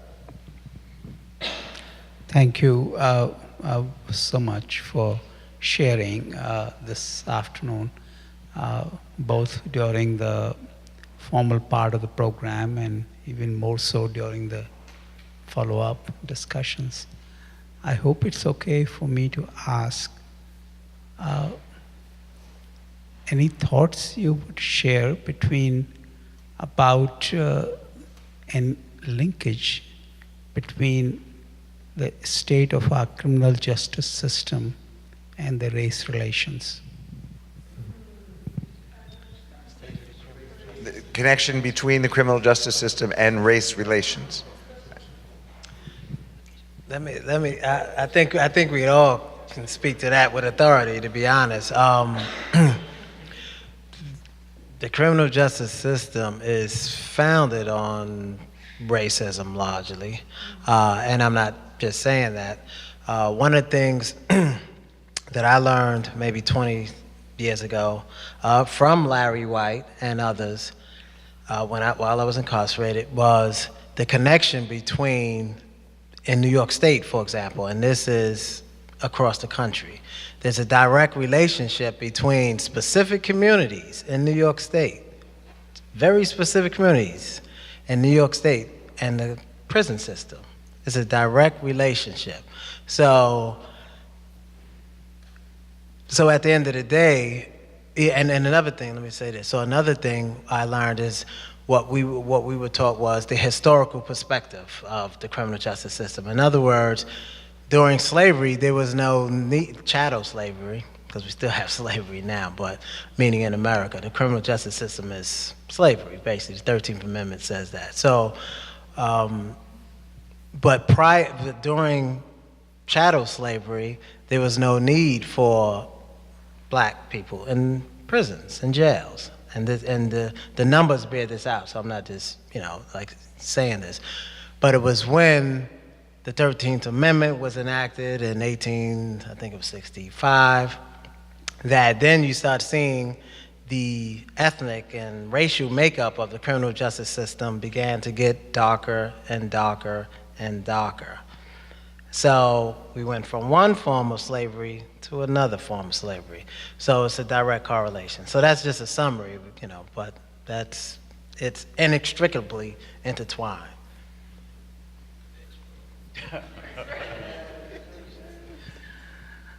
Well, like I said, plantation psychosis. The plantation actually is, the prison system is actually a replica of the plantation community or the plantation function. And so this is why I said plantation psychosis. Everything that was done during slavery that is dehumanizing is practiced in the prison system, even to the point of color. As I said, more African American men are in prison than in college. No other race has that kind of figure in relation. So there has to be something to it. It's definitely systemic to the system itself. And the complicity is, you might say, well, I'm not a racist, I don't do it, but you allow it to happen in your presence. And that's what hurts more than anything else. And because what I found in my studies of cognitive therapy is that the people who are clinically diagnosed with a problem are not the people that do the most hurt. It's the people who are not clinically diagnosed with the issue because they perform the same ill behavior without being diagnosed. So they do it and then you come back. And they do it and they continue to repeat doing it without being clinically identified. So the same, I'm not a racist, but you're complicit with the racist behavior happening around you. And so so that's the racial effect. That's just a thumbnail of it. It's just it really gets. We could be here all night. Actually, I talk about. So I'm trying to do it in a very short time.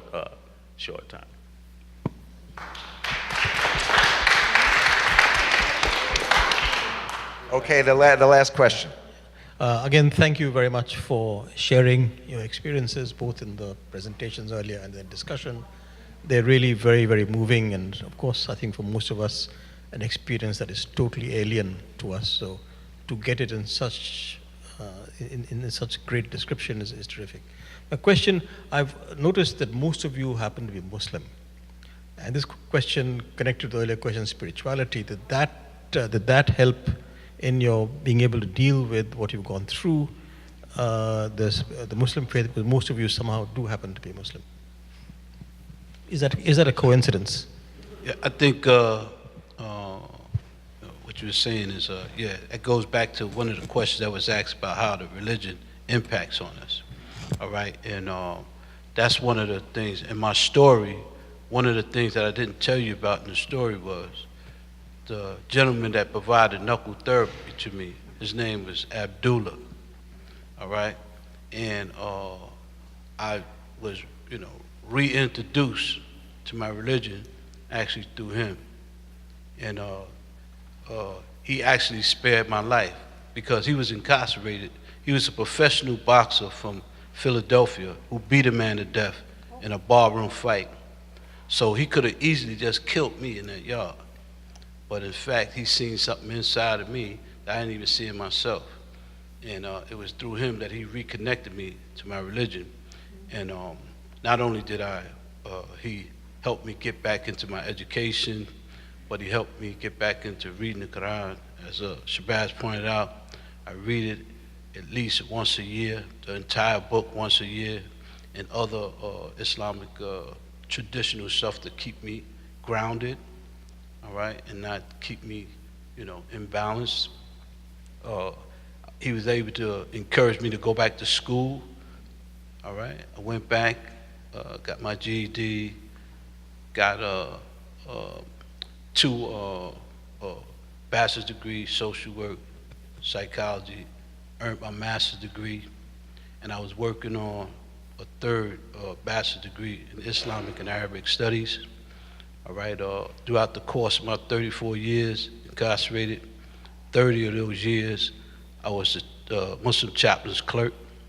So I ran the actual mosque, conducted Juma services in his absence, and the superintendent used to come and get me when there was a problem, even if it was late at night, to go to the box like I was the imam or the chaplain there, you know, in his absence.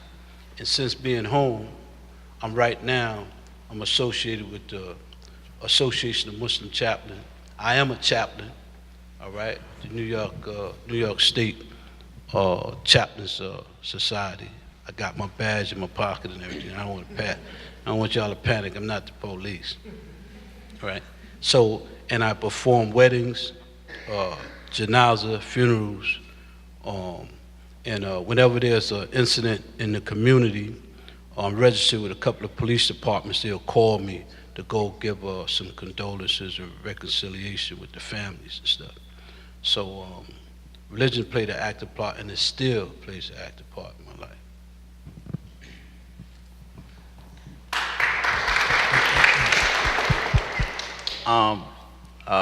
To your question specifically, well, Islam in itself means peace. So the Muslims tend to carry themselves peacefully. And what happens is, we all have the nature to be peaceful. And so we always had the environment where you can come and find peace. So the majority in any institution you went in, the majority of a group would be the Muslims. And that group, the administration would always come to us to solve problems, to prevent riots, to prevent gang involvement. So you tend to see the Muslims always, whatever is going on in prison that's positive, the Muslims always outnumbered the participants in whatever was positive. So that's why when you'll see, when a group comes, you tend to see a lot more Muslims involved than non-Muslims. Okay, there was thank you. One man in the back I didn't see his hand up, so I'll give you the last word. Please make it brief, and your response is brief. I wanted to ask, which was more difficult, adjusting to life on the inside or adjusting to life afterwards? And what did you learn from both processes? What was the first part of the question?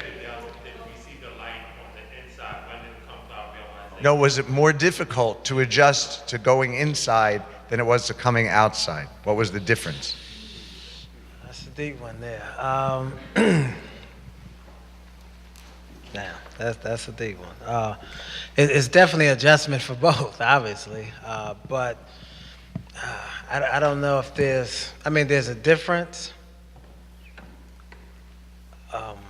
That's a hard one. That is actually a hard one because they're both very difficult and they're both very unique in their own way. It's not the same thing. Yeah.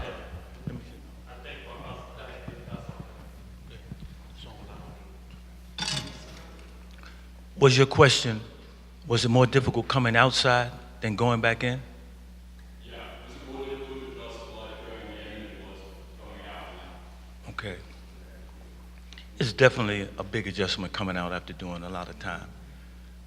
And going back in is just off the table for me. I know Luqman and Larry for a long time. We did a lot of work together in prison. That's the man responsible for the program here tonight. But I've told him I'm not going back in with Ron or anybody else to help men in prison. I will help them outside, with their families and anything they want me to do, but I'm not going back in. I cannot see myself volunteering to go back in prison. I fought too hard to get out. In terms of doing a long periods of time and coming out, for me, it was like a movie. People still don't understand, and I've been home 10 years, they still don't understand how I can just sit in the park or walk around Times Square in the park and do things. They say, you do old folks thing. I said, well, I'm old. He said, and they say, well, I'm your age and I don't like doing that stuff. That stuff is boring. Those are the things that I fantasize about in prison. Being able to do things, I should look at television and say, damn, if I could just do that. If I could just get a tomato to go in the sandwich, I'd be cool. Little stuff like that. Or looking at the news and seeing new developments in New York City. And to see all this technology emerge. Hearing about it inside is one thing. Coming out and being given a device, it's like magic. You know, it's the stuff I used to read about as a kid that Dick Tracy used to do with the wristwatches now. He does all of that and more. So it's like a fantasy to me, and sometimes I still look at the phones and marvel at them. And other people say, you know, because they grew up with the technology, they don't see that digital divide. It's relatively simple to them. That say, you know, all you got to do is adjust. But to me, it's marvelous, and I love it.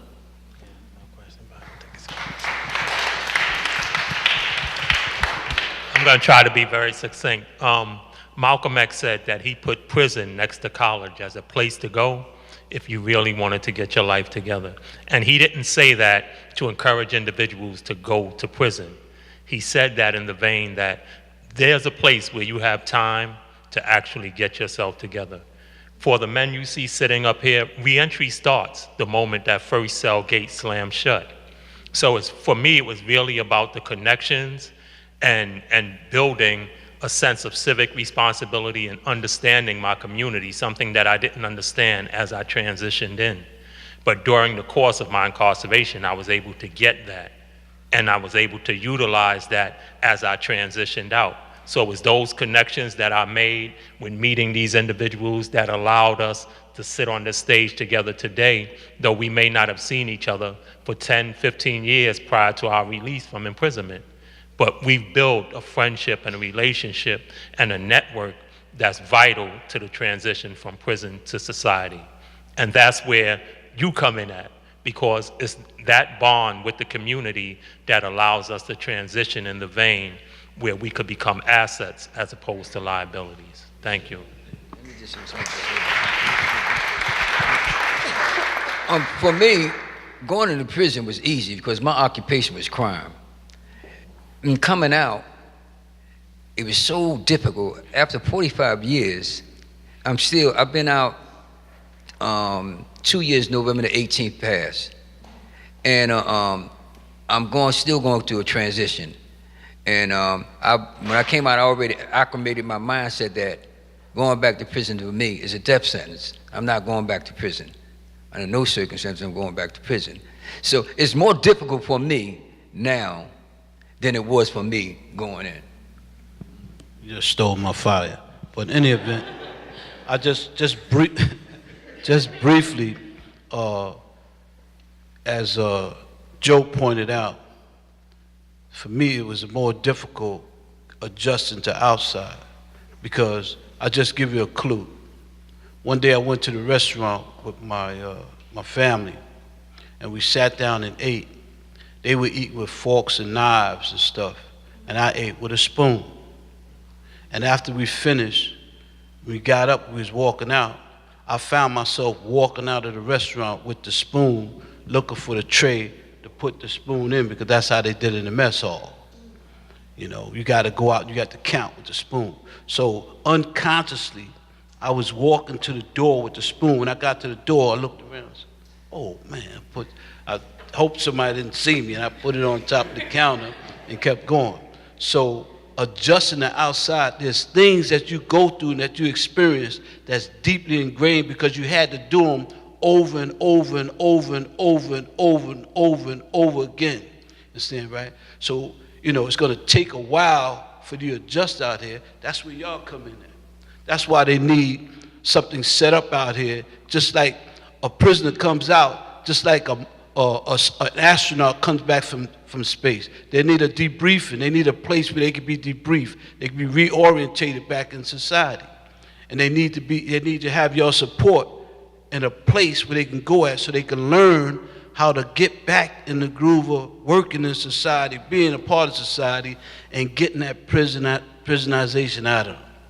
So, yes, it's real, real difficult adjusting when you come out, because a lot of things you're unaware of.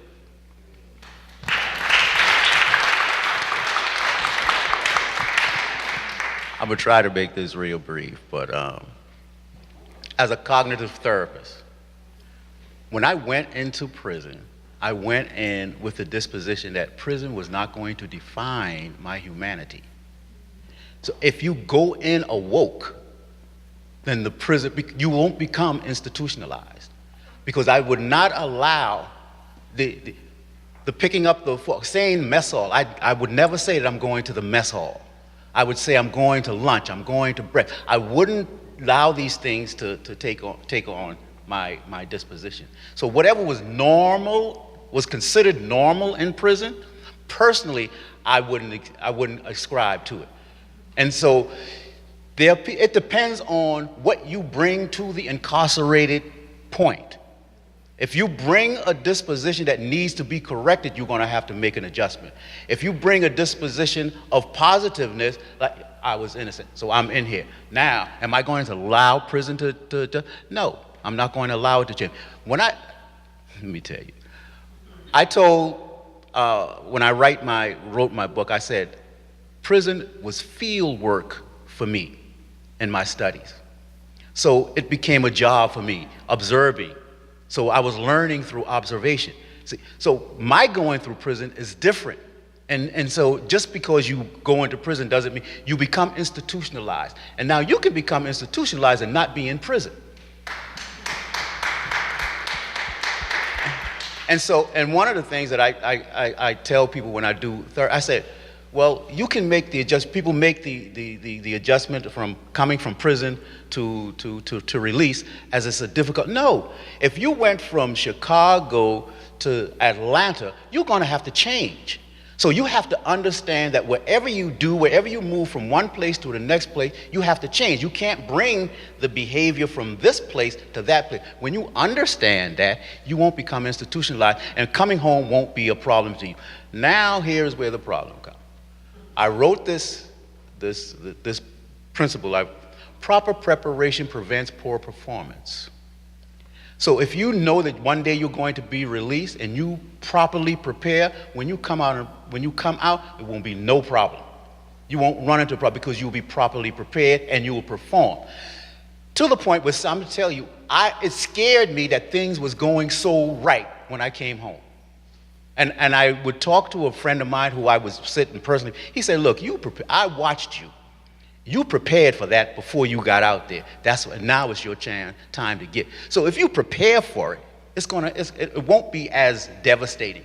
Like some of the things that the formerly incarcerated guys complain about. How do you have that problem?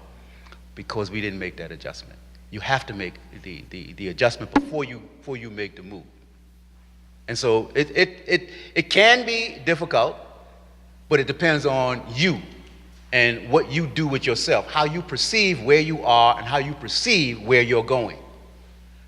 Reality has no regard for your faulty perception.